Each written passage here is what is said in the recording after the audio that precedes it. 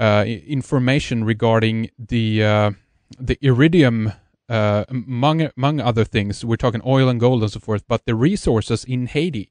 One of the reasons for the occupation/invasion, if you will, of U.S. and UN forces in Haiti after the earthquake.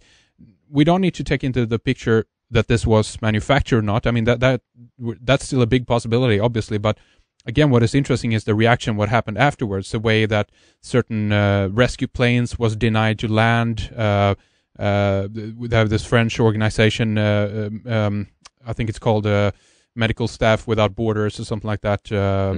And they were denied to bring in help, which is, of course, trying to create the chaos, if you will, to have people demanding the fact that a military can move in now because it's dangerous on the street. They've declared martial law there, blah, blah, blah, all this stuff. But again, this goes back to the idea that there's apparently a lot of gold in Haiti, and there's also a lot of iridium there, which is used in space travel, and a lot of materials. This article said that we had up on the site. These are a lot of materials that are used and are key in terms of space travel and space satellites, things like this. So could it be that they're moving in on this region now because they need more resources, they need more minerals in order to actually build some of the things that they're planning? What do you think, Freeman? No, they offended God with their pact with Satan. Oh, yeah. That's right. Oh, God. Okay, so we have reports showing, we're calling this the humanitarian invasion. And we have reports of, 2008, October of 2008, the geologists saying, look, Haiti, the Port-au-Prince, is going to be hit by a 7.2 earthquake. This was 2008. You can find that in my Space War news, and now they're reporting that report in other news. So we have the idea that Haiti was due. There was no escaping a 7.0, 7.2 earthquake because the plates hadn't moved in something like 800 years. Maybe it wasn't that long, but something like, anyway, geologists had predicted it. But when we start to look at the anomalous, then we realize that, okay, for the first time in 300 years, the UK, the British Navy fleet, leaves the area. Now, this was just weeks before the earthquake. Yeah, I missed this totally. That's very interesting. Yeah, first time in 300 years that they hadn't covered that area. And then, of course, they had to spend all the time coming back.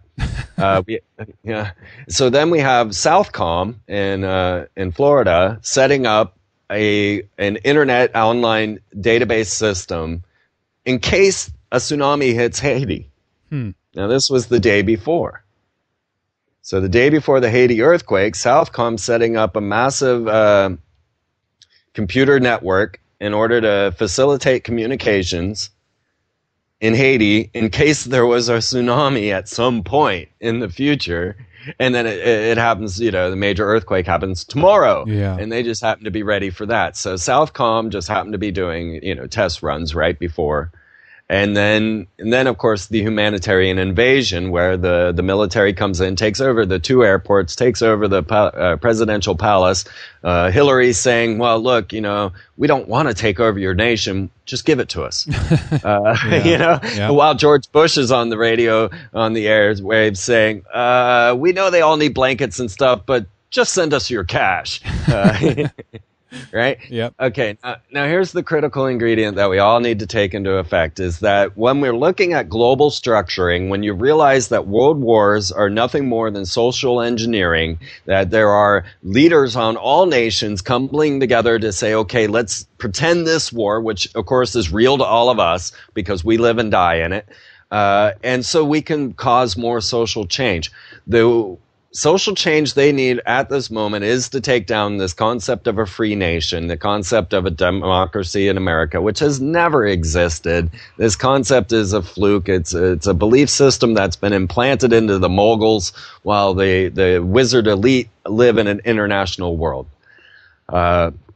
So right now, the whole engineering script is to bring down America. So all of the attacks are going to be going on us. They're going to be saying America's trying to take all the gold, iridium, and everything else out of these nations, just like the Iraqi war was all about America taking oil, when we know there are deeper pictures there because they're invading museums and taking these ancient artifacts, and that there's a deeper story that goes to our ancient past, goes to high civilizations in the ancient past. And if you don't believe that, it really doesn't matter because they do.